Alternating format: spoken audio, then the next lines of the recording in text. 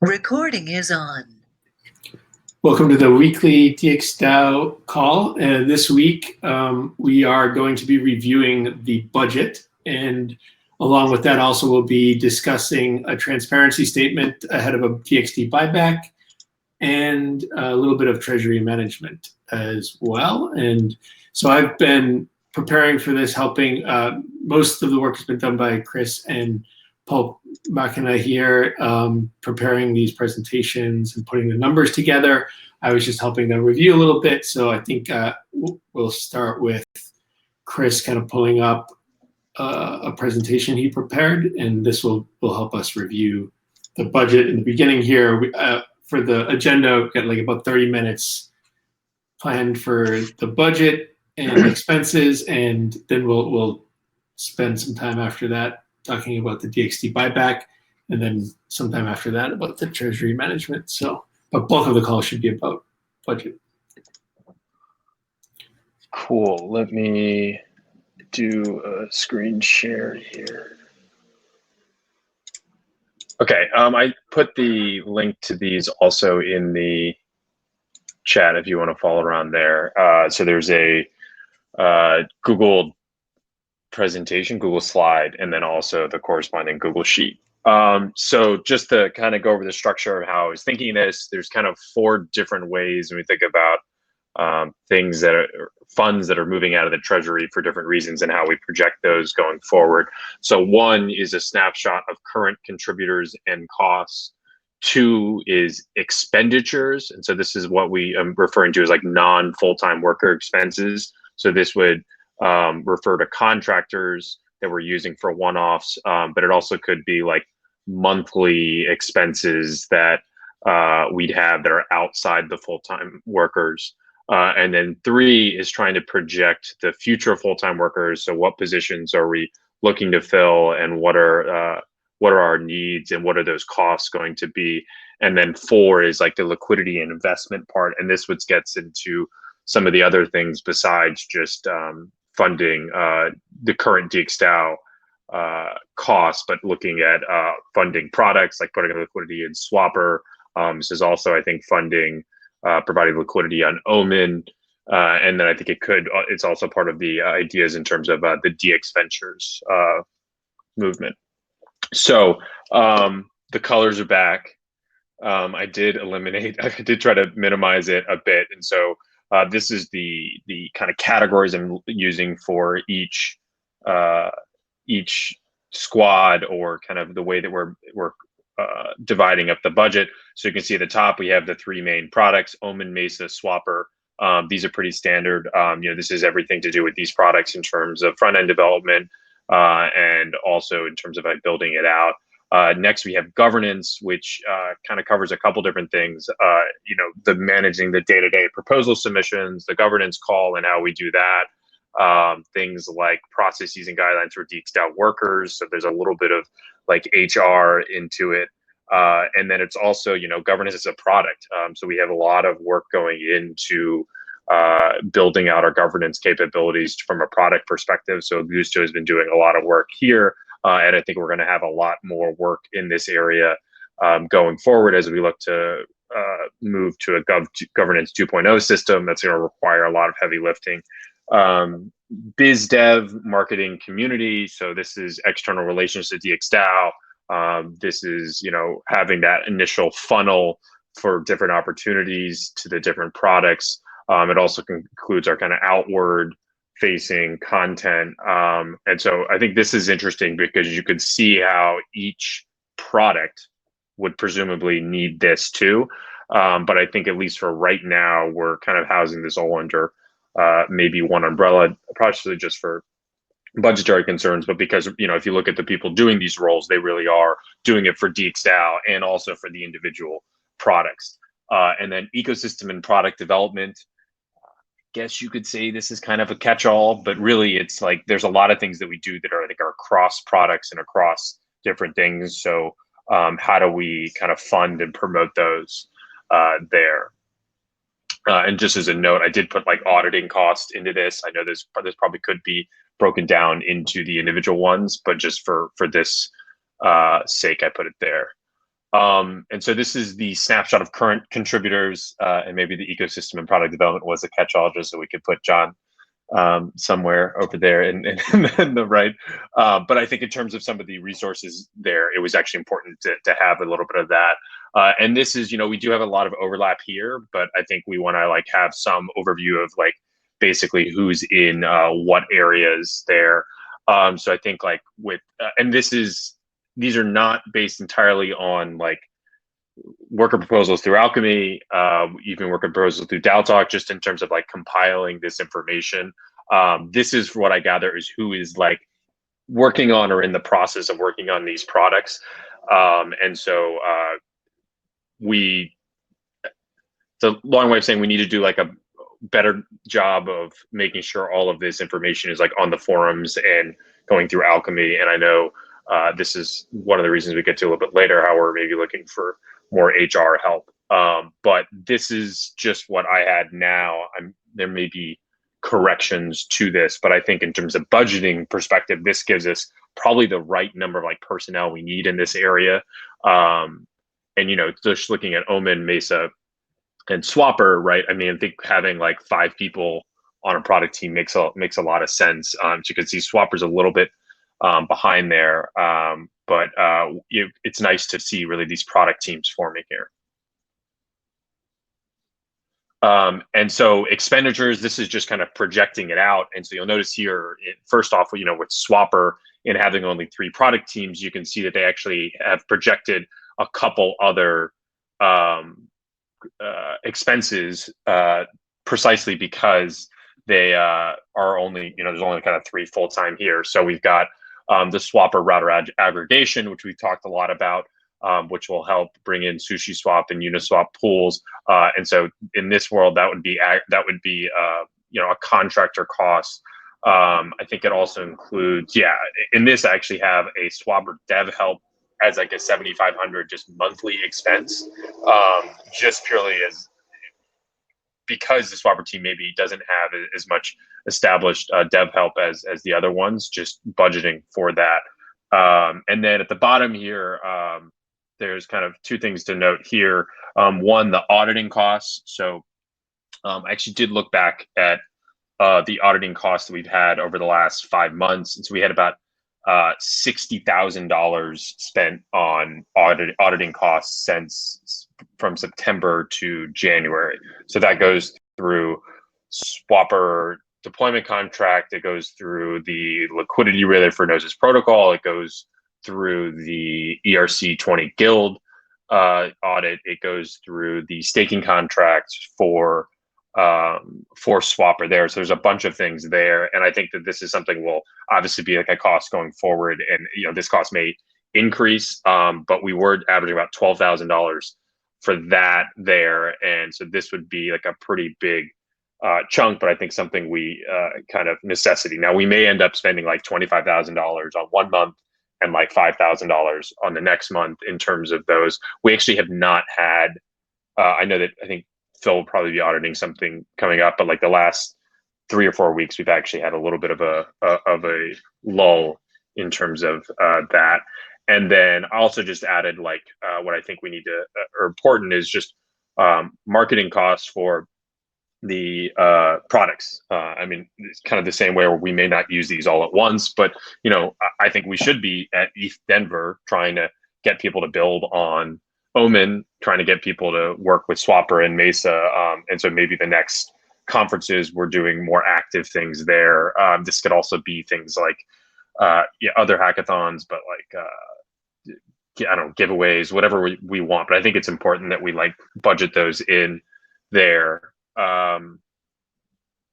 And just think the idea is just to capture some of these costs going forward. So like another one that we've talked about is, I think the Block Rocket payroll design here, that would probably fall under a governance cost there.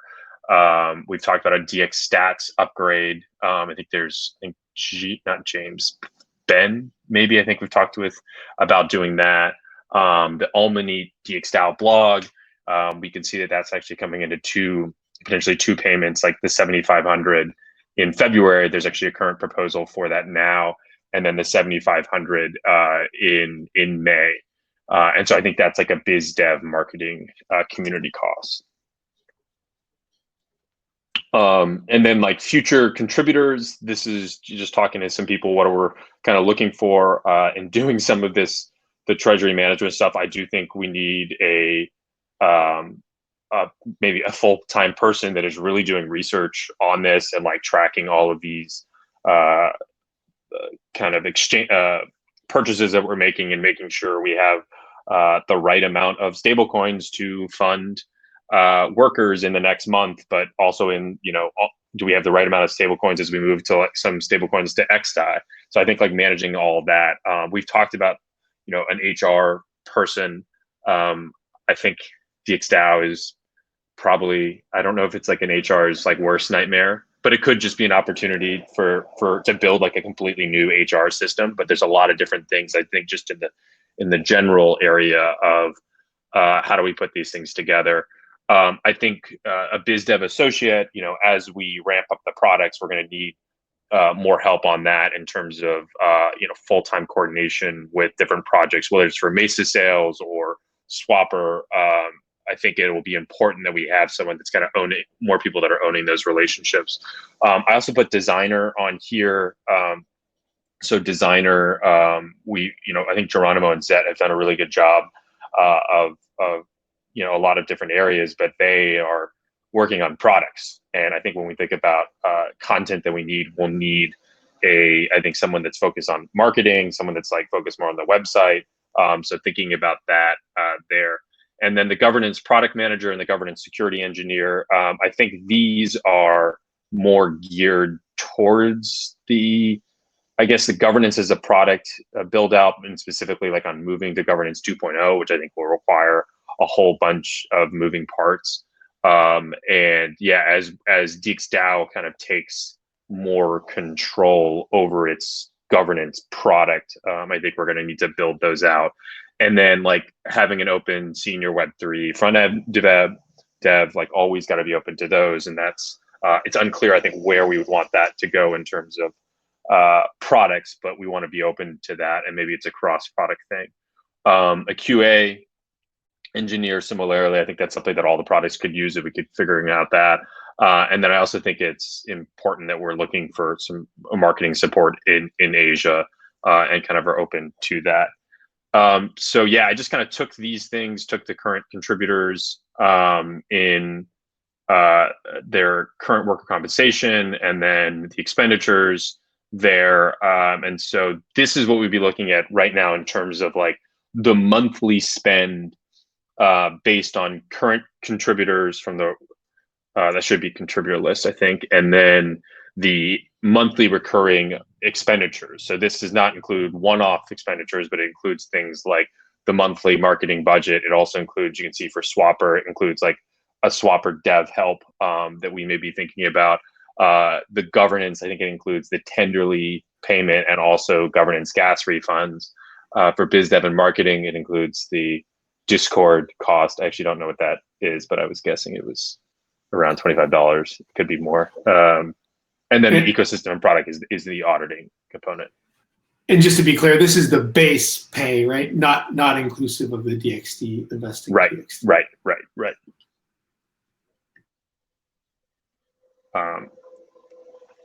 Great, and then and so actually just separating those out here.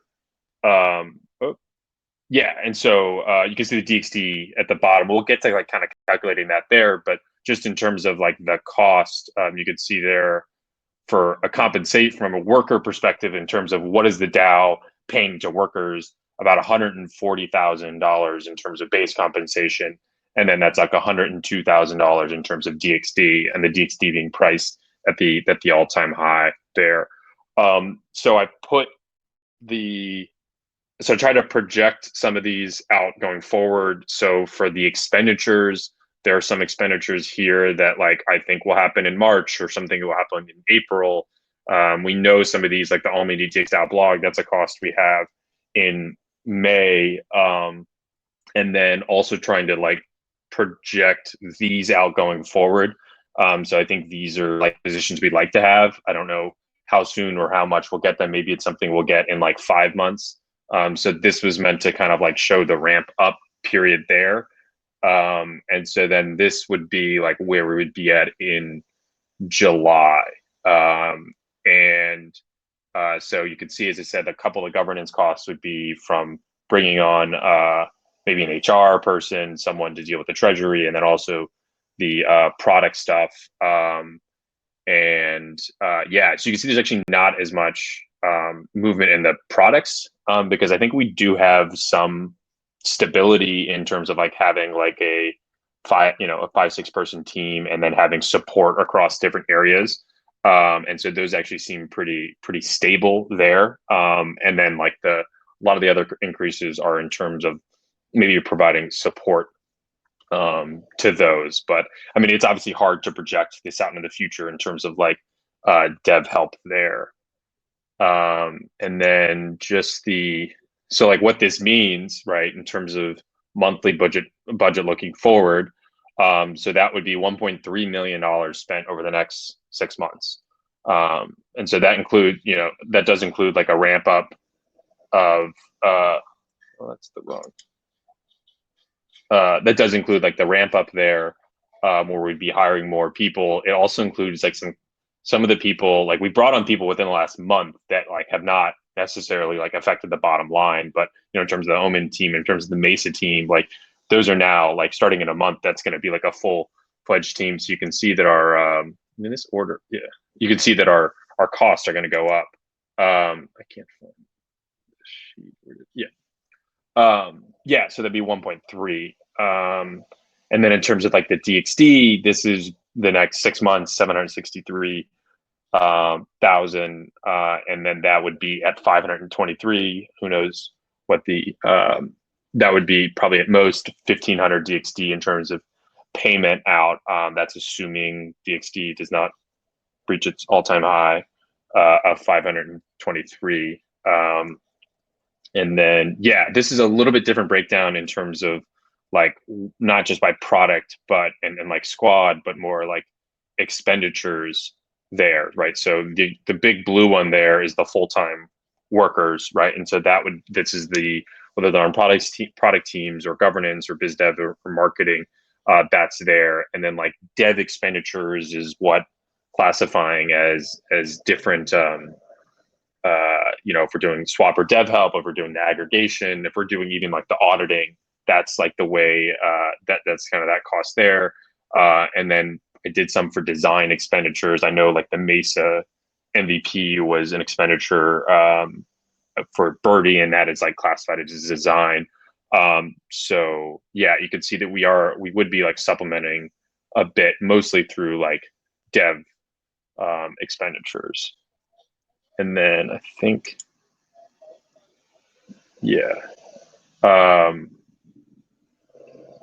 and then I guess we can maybe get into this after Pulp talks, but I just had some like additional thoughts on maybe what are the other things we'd be doing with the treasury elsewhere. But maybe this is kind of the place to end on here and see what people's. Yeah, I think great job, Chris. Like I think that's a great recap of the budget, and I think we can take a few minutes here just to open up for questions and discussion around the budget, and then we'll move on to Pulp talking about the DXD buyback, and then we'll come back to this, which is like kind of the treasury management and where some other allocations from the treasury besides the kind of payroll budget, so to speak. So any thoughts, questions on? I was wondering, are we accounting for the gas costs somewhere for, I know we're trying to move over to XDAI and non-on-chain voting. Have we kind of included that for now as a part of one of our kind of transactions? Great. I've got $6,000 every month in that in like governance. I think it's going to be a lot more than that this month, but I like hope it won't be that much more going forward. And so maybe this is like a place when people think about, because like we want to, I don't like, this is just talking to people about like what are future expenses going to be, and like we don't really know. But I think actually it would be nice to like hear people like, is there anything we're missing here? Is there anything that like we should be accounting for that we're not? Do we want to plan on anything else in terms of expenses when people think about the products? If the product team is not have as many people, like how can we kind of project that?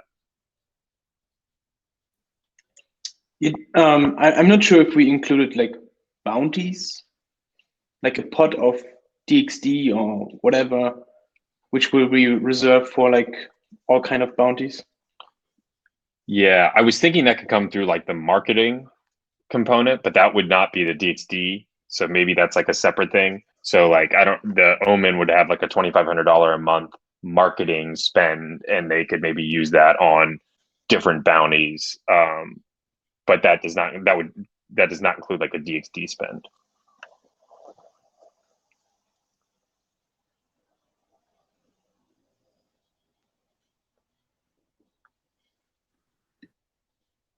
Does any of the experienced marketing people have feedback as to whether you expect with all these like product relaunches that you'll need more for marketing? Just wondering. I think as per our roadmap, we're looking to expand with another member as well, especially while we encompass all three products as well as DXdao.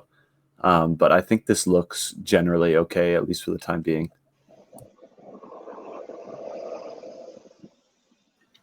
Something else that might go under, maybe it would go under the marketing, would be, in sort of in line with the bounties, if we did like hackathon budgets or hackathon bounties to help kind of promote integrations with the products, etc. Yeah, at some point, marketing, like sponsoring podcasts and like things within the ecosystem that you see many projects do, that definitely gets awareness and attention. So when the products are ready, like Swapper and Omen and Mesa IDO can be marketed in more traditional ways, and that will take more marketing spend, like actual marketing spend. But I know that's not factored in because we don't have it planned out yet. But yeah, you can spend tens of thousands of dollars on marketing spend, right? That's exactly it. Is that we need the products running. It makes more sense for marketing to kind of expand as we're moving to those launch periods, and having Swapper be out there and Mesa be usable and whatnot. Me and Keenan has been doing some meetings with external teams. One of them I'm actually excited with, and we might do a lot of the marketing stuff, like website and stuff like that, externally once, like really good, and then we have someone maintaining that, right? So we can prepare like marketing material before we actually start marketing the stuff. But I would still say we need a really good marketer, person that can coordinate these stuff and book these graphics to be made. Yeah, Mike has been doing a good job, but he's part-time, kind of doing weekends and some night stuff. So maybe a full-time position there could be good. Would like a branding exercise also be something that would be potentially commissioned outside?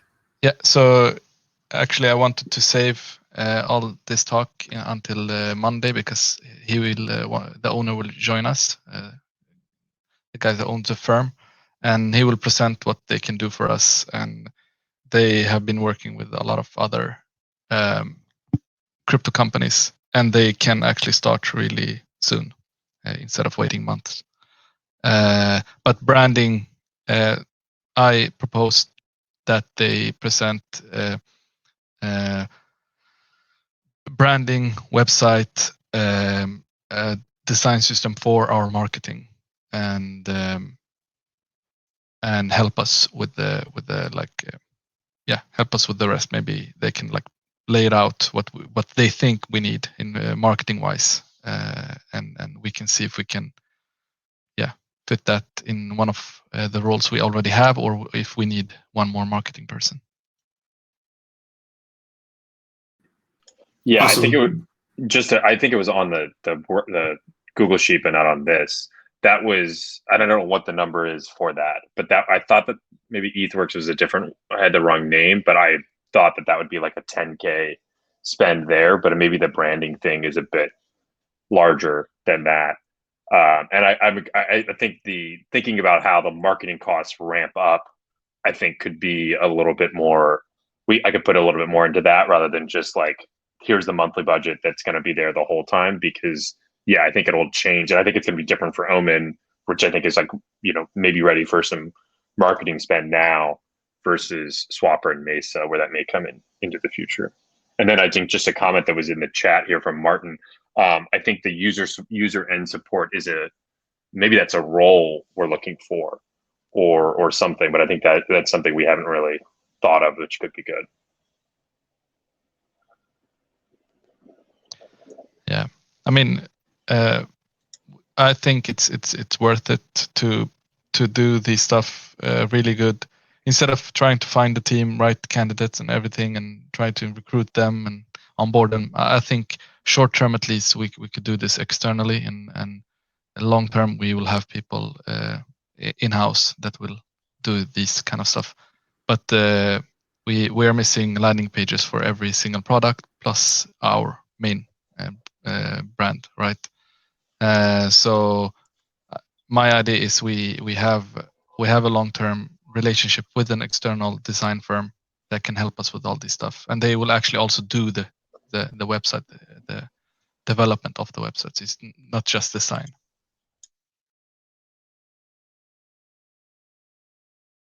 And hopefully soon, we already super busy. We can't start planning more stuff internally. Like, we'll never finish anything if we do that.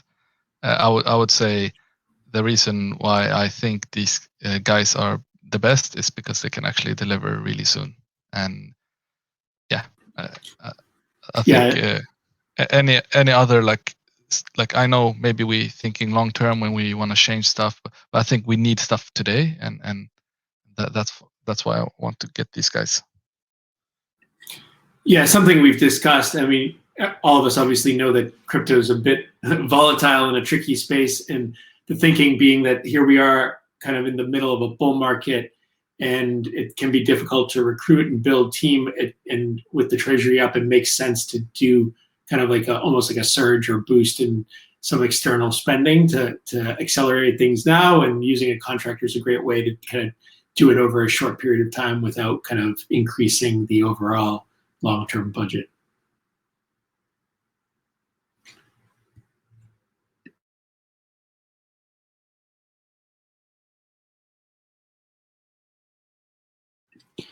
Okay, great. So we're halfway through. So I think we'll have time more to kind of talk at a high level about the treasury and management a little later. But I think now we can transition. Pulp, are you ready with the slides you had prepared? Yeah, I'm just sharing my screen really quick, and I'll get them up right now. Great. Okay. Where am I? Yeah, I can see it. Okay, awesome.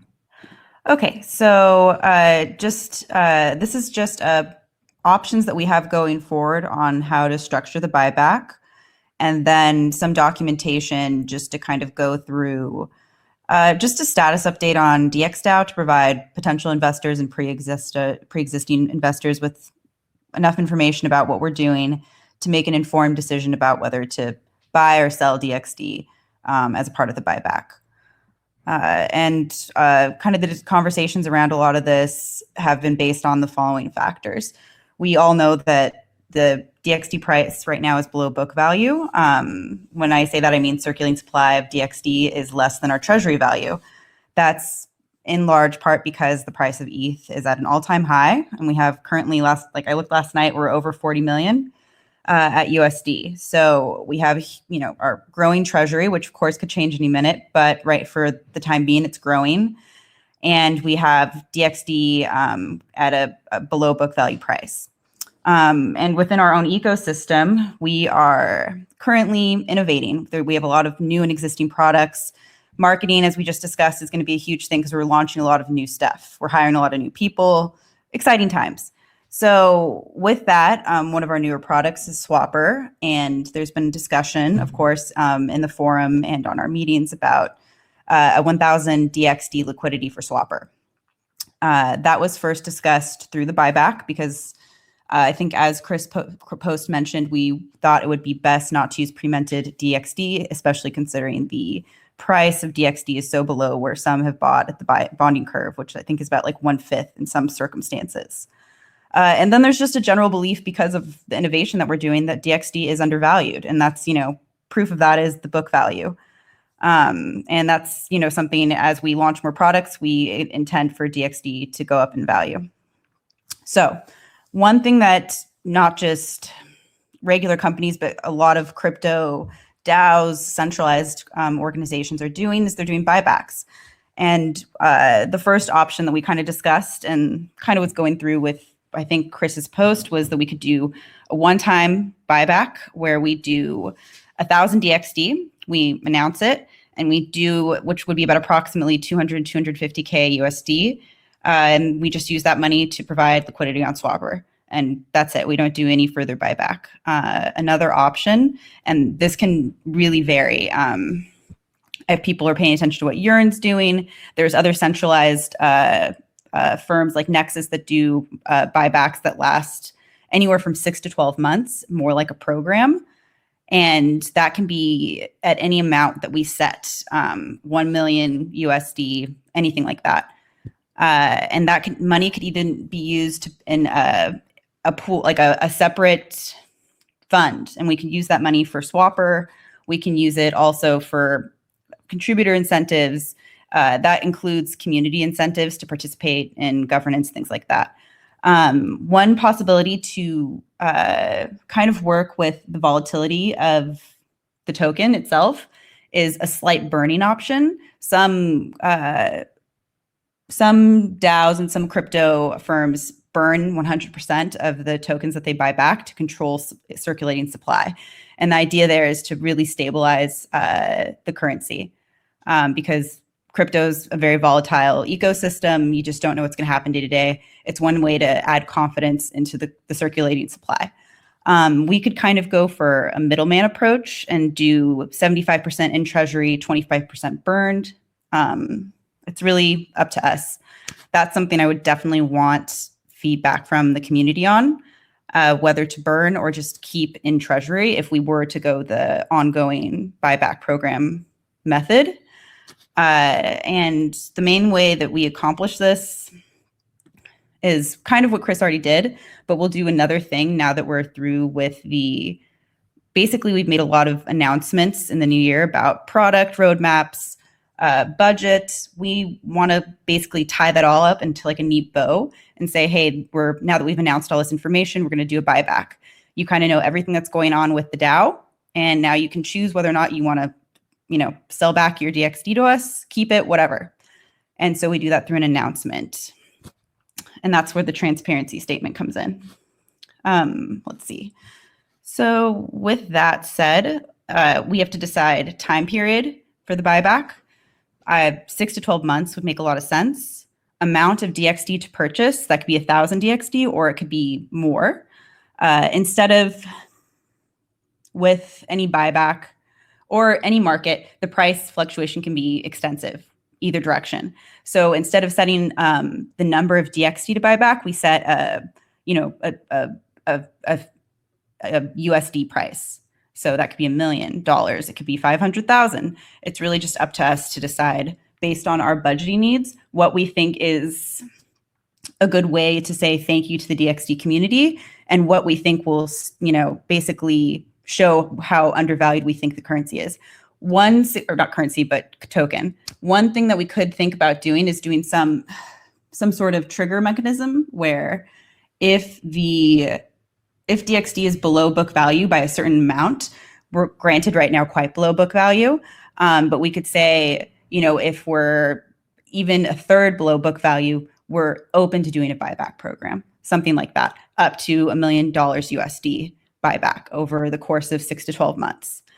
The way that we would do that is we say, what markets are we doing on? Uniswap and Balancer, are there others?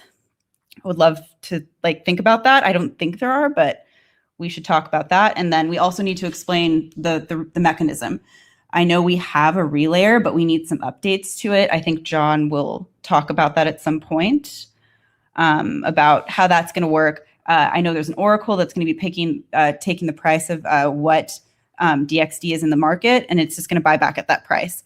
And what we'll do is it's going to be about 25% of average daily trading volume, and that's so that we attempt not to manipulate the price in what's circulating in the market.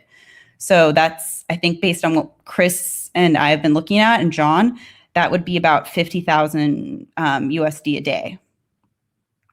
So all this will be put in a nice statement, like really like a blog post, like what we normally do on DAO Talk, but like basically as long as I think Chris's last statement. So not too much information. And then what we do is we attach the transparency statement. Basically everything Chris just did. Let's see. Oh, there it is. Okay. So with the transparency statement, we do a financial statement. So yeah, budget. We also want to do the past budget. So just to show where we are at. Of course, everything is on like, it's on the Ethereum blockchain, but that's somewhat sophisticated for what we would consider like a retail investor to be able to understand. So we want to make this as digestible as possible. So someone can, educate themselves on what we're doing. Yeah, so DXD specifics, outstanding tokens, again, all available like on Etherscan, but we need to be more specific. And product roadmaps and descriptions. Okay, so this is kind of a unique thing that we can do maybe like as an attachment. It's a page long. It's a market risk description. The idea here is to inform, there's a lot of new, whatever you want to call them. There's a lot of new people right now who aren't familiar with what Ethereum is, what these tokens are. They're watching YouTube videos. They don't really know what's going on. So they don't necessarily understand a lot of the economic risks of Ethereum. So like price volatility, we could be up 50% in the next year, our treasury, or we could be down 50%. Gas costs, security risks, hacks, whether or not we're actually going to generate revenue. Some people think, oh, they're going to generate revenue within 6 months. Maybe that's not a part that may not happen.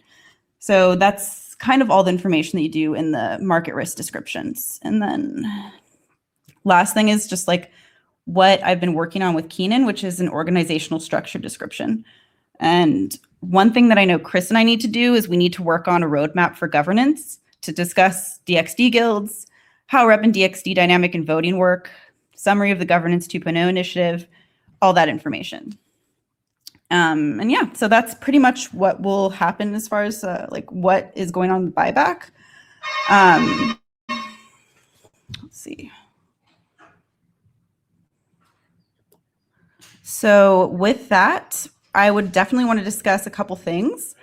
That includes the time period for the buyback and the amount that we would like to purchase. So that would have to do with what kind of budgeting we would want to do, if we would just want to stick to the 10,000 DXD for Swapper, or if we want to do something a little bit more comprehensive. And that's it.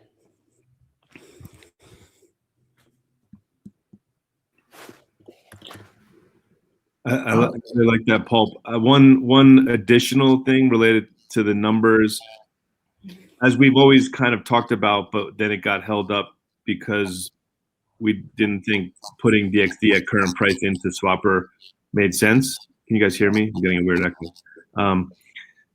But 250 or 500, like even $1 million of DXD, so that we could have multiple DXD, like sizable DXD pools across important pairs, I think, rather than just ETH DXD or just DAI DXD. So I think the number, like I'm picturing the numbers to be much bigger so that we could have multiple DXD related pools if we're only putting DXD in when we source it from buyback. Yeah, so and also Mad Max had actually like a good point.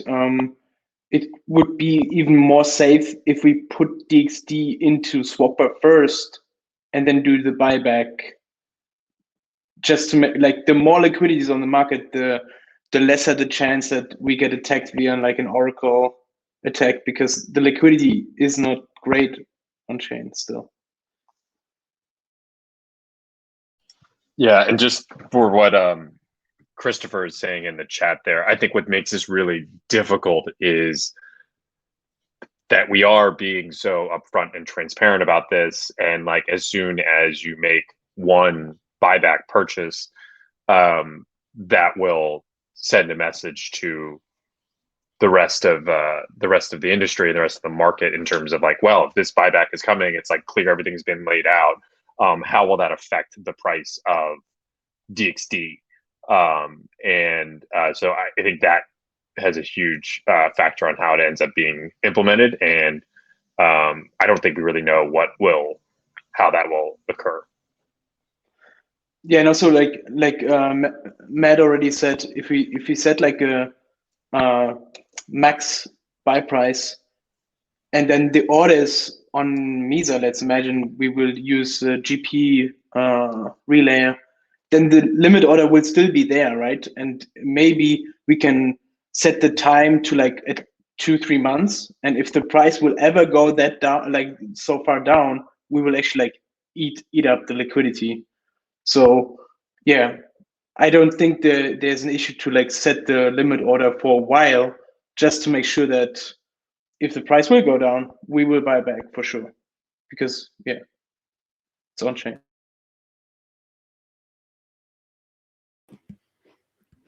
Yeah. So there's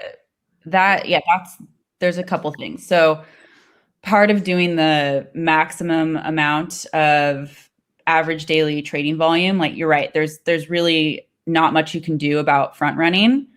But at the same time, when you do limit it, the idea is to cut down, not controlling the market to where there's entirely huge spikes. And yeah, like Matt suggested, we could do, as Geronimo said, some sort of like cutoff for price. Yeah, so it's just a matter of the idea for something like this depends if people are interested in doing something like this for the buyback. And I know Sky mentioned this originally. What number, as far as for the pools for Swapper, larger than 250K, were you thinking? I think one guideline you could use for the Swapper pools is we want Swapper to be the go-to, right, for this market. And so I think you can look at the kind of the competitive landscape on chain and set goals based on that. Like, how do we make Swapper the biggest pool, and basically give people the best price on Swapper for DXD.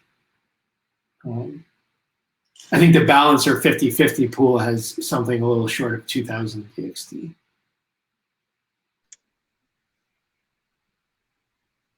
Yeah, and just I think this all ties into what we're thinking about with DXD value accrual and the bonding curve. So obviously we're in the process of turning off the bonding curve, but that is in a way its own buyback mechanism.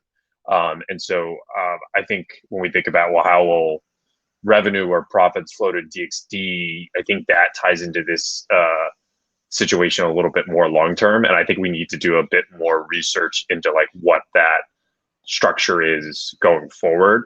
And to me, it feels like the DXD buyback, I guess in terms of the options, I feel like we should be focused more on getting DXD into Swapper liquidity and kind of giving a vote of confidence to DXD rather than like devising an algorithmic buyback for the long term. Not saying we shouldn't do that, but like I think that's like a larger conversation that we need to think about, like the best way for DXD to accrue value.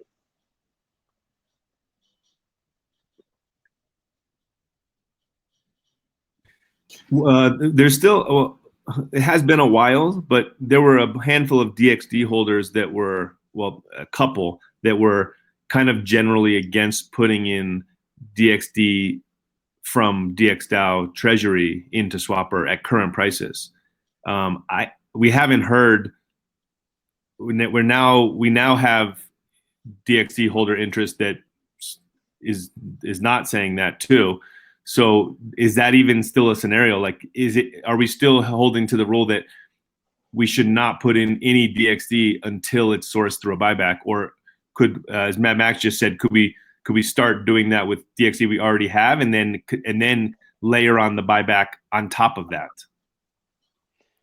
I think the main issue from the DXD side was that the bonding curve was still like mintable, right? And if we make sure that, like, this is going to happen in a few weeks, hopefully, that we like stop the bonding curve, maybe forever, then it's up to the DXdao to decide what we do with the DXD on our treasury.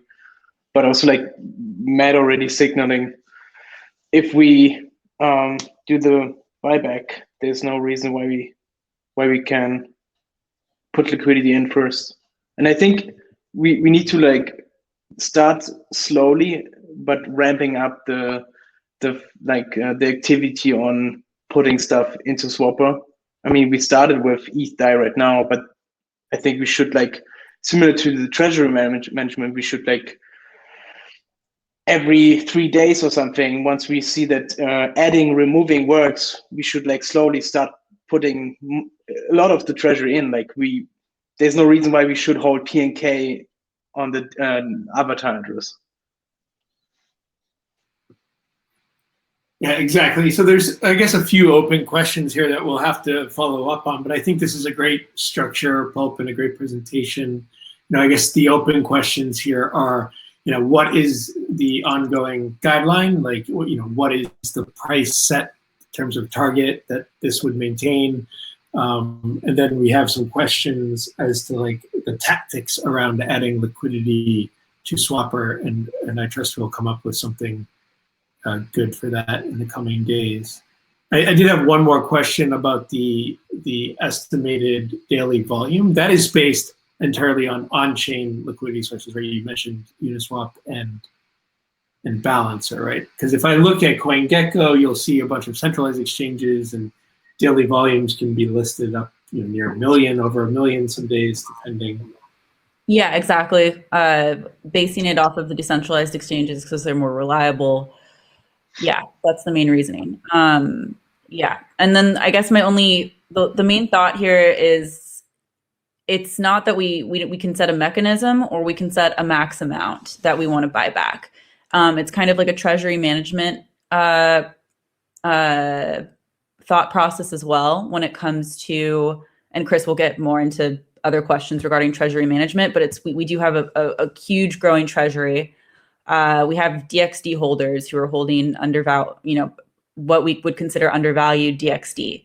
So it's partially that as well. And just considering, this is one way to say, we think it's undervalued. We also want to say thank you to DXD holders for holding, but we want to buy back up to a certain amount. So it can be done that way, or it can be done the price way. It's just really our preference and what our goals are here. And if the main goal is Swapper, then let's first concentrate on that, and then we can apply something larger later on, or more complex. Yeah, there's so many moving parts here. And so it's just kind of hard to cram them all into one, but I think it's very helpful to just go through this. And I think like the kind of transparency part of it is just like, it's a big asset because we'll just kind of explain what DXdao is thinking. Yeah, and I just want to add just a note on the technical side that we did find an issue with the Gnosis protocol relay during the test, and that's in process of being updated. There will be more info about that soon. And I think there's also additional considerations that we have to look at on the technical side before rolling out something like a DXD buyback program. Like, for instance, if we're talking relatively small amounts per buy, like if it's in tens of thousands, we'll have to like make sure that the gas costs of doing the alchemy proposal, et cetera, like are not incurring like a large percentage cost there, et cetera. But I think this is coming together nicely. So I think maybe with that, we can transition back to Chris's slides and talk a little bit about treasury management before we close here. Cool. I don't know if I can steal this screen from Pulp. I think I can. part of the pure anarchy that is Jitsi. Or no, Pulp still has it, but my like video has been replaced with. Or do you see my screen? You see it, I think, or Oh, my Ryan? full screen is on yours, Pulp, but that's fine. I see, yeah. I see the treasury stuff. Yeah, I mean, so the treasury, this is hot off the presses, because if you'll notice, we have the 444,000 DAI in the treasury, and so that was the result of the latest treasury authorization diversification. I think that was 100 ETH trade that went through this morning through the multi-sig there. And then, yeah, so this is kind of where we're at now. And you can see we have about 500,000. We have $500,000 worth of stables in the treasury now. And I think that's all accounted for through ETH that's gone out of the treasury. So I don't think there was any more member balancers that have come in there. So obviously that number has grown a lot, and mostly it's grown because ETH has grown tremendously. It's $1,800 there. So I think there's a desire to put the treasury to work, but also diversify it in a little bit in case ETH prices are very fluctuating. So this was I guess the different items that we were thinking about in the short term with the treasury. So $2.5 million in additional treasury authorization stablecoin. So the original treasury authorization proposal was for $3 million. So if we have $500,000 through there, we have another 2.5 million to go. Swapper ETH deposits. This is running through an overall level, I think, of $3 million put into Swapper, but the ETH component of that would be 1.5 million. The DXD buyback I put is $250,000. It's hard to say exactly how much that would cost or what we'll do, just based on the things we figure out with Pulp's working on. But obviously $250,000 would be at 1,000 DXD. That would be $250 prices. And so we could see how that could affect it. I think it's important that we're funding and supporting Omen. And so I think we've had the Omen squad that has had about, I think, $60,000 or $70,000 in funding so far. And I think that we should potentially ramp that up going forward. So I have here like $100,000 in March, and then $100,000, I would say $250,000 in May. I think a big, Omen is a product that we want to support like Swapper, but there is a lot more risk to providing liquidity on Omen than there is on Swapper, right? So when we're putting our treasury into Swapper, we're supporting the Swapper product, but there's some impermanent loss risk, and obviously there's some technical risk, but there's not a whole lot of risk that we're going to lose all our funds. Whereas with Omen, that is an important thing. And then the DX Ventures idea, this is something Sky posted about it in the forum last week. So I just had $500,000 maybe in the initial that we would allocate towards that. Obviously, we're not going to deploy it then, but we would think about doing that. And then I have another potential one for Swapper Layer 2, if that's something we consider, just to be another $1 million that we would potentially consider. So this would in total be like $6.1 million that would come out of the ETH. And so that would still leave, so if we put the $1.5 million of the stable coins into Swapper, and then we had, that means we would still have 1.5 million left over for stables, in stables, which would accomplish the 6-month budget. And then we would still have 30 million ETH there. So yeah, this is just to get some ideas on it. I think these numbers can kind of change, but I think it is important that we put investments forward, and both to support the products, but elsewhere. Yeah. Thoughts, questions? Looks like in the chat, people are talking about how potentially if we're looking at adding liquidity to Swapper, et cetera, with stablecoins, one way to stay long ETH would we could use Maker to take out a loan against that ETH and then use those stablecoins. Yeah, I mean, I think Martin had a good kind of point in general, which is about why are we selling ETH to stablecoins rather than getting a loan out of it.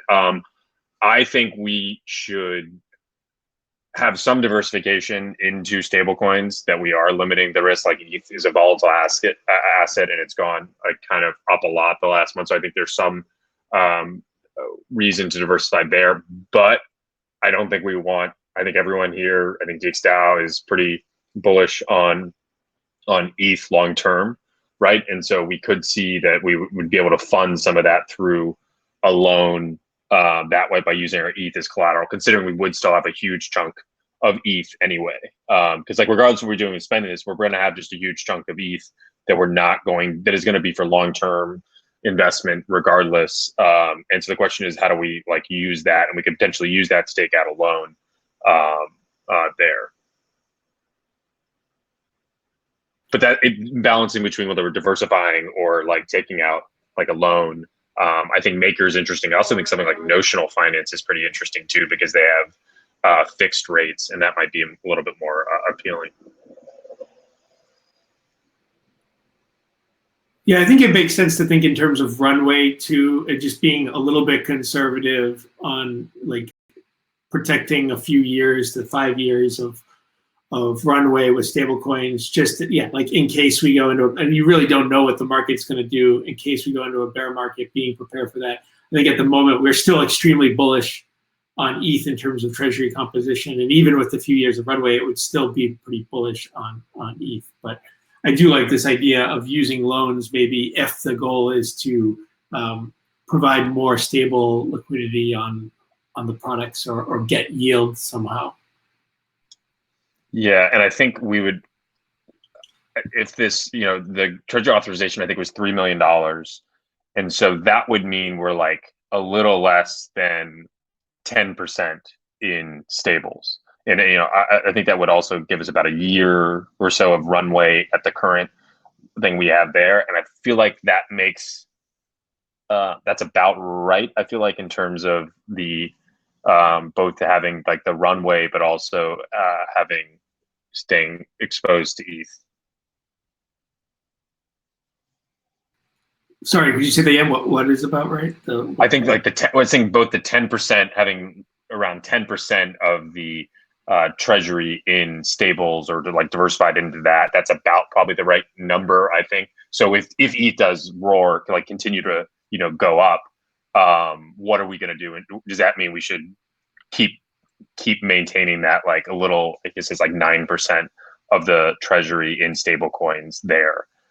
Or is the stable coin like diversification purely based upon like what the runway is? And I think it's a little bit of both. We should pay attention, like, if ETH keeps going up, that we should, be diversifying a little bit just to yeah. Yeah. Personally, I would like to see us building towards a certain number of years of runway. Like, I mean, I think being in crypto, it's the responsible thing to do with a project to prepare for a multi-year bear market. I don't necessarily expect that to happen shortly, but I mean, I think that's what we should be preparing for.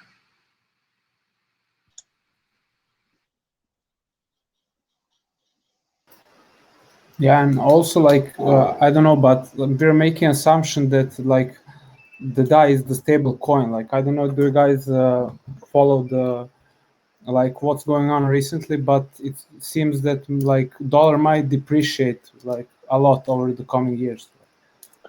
So what's a stable coin then? Yeah, so, I don't know. Swiss franc. There we go. Swiss franc, yeah.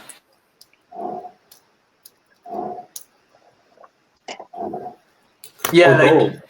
Why are we not It doesn't. thinking about BTC?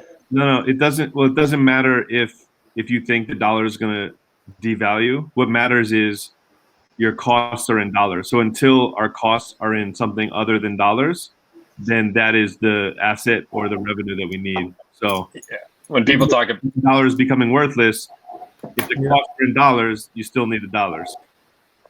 Yeah. You guys seen like how much dollars are being printed right now?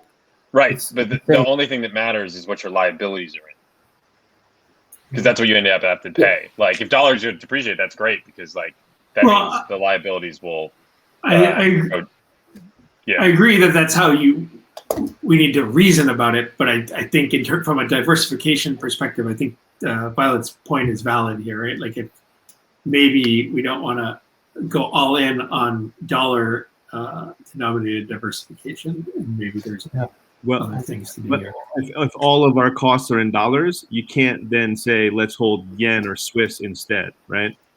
Unless you also have costs in yen or Swiss. As long as you're covering your runway, your costs with enough dollars, I don't see why couldn't we hold yen or Swiss franc denominated stables. There's no reason we can't. For what purpose? Yeah. Diversification. Diversification from what? USD From everything. appreciating. Yeah, I mean, I think the reason we're holding dollar, just to reiterate, the reason we're holding dollars is because we will be paying people in dollars, right? And I think we can diversify into like lots of assets, but I feel like we should not be diversifying into like fiat crypto that we don't have liabilities into. Like we should diversify in other areas.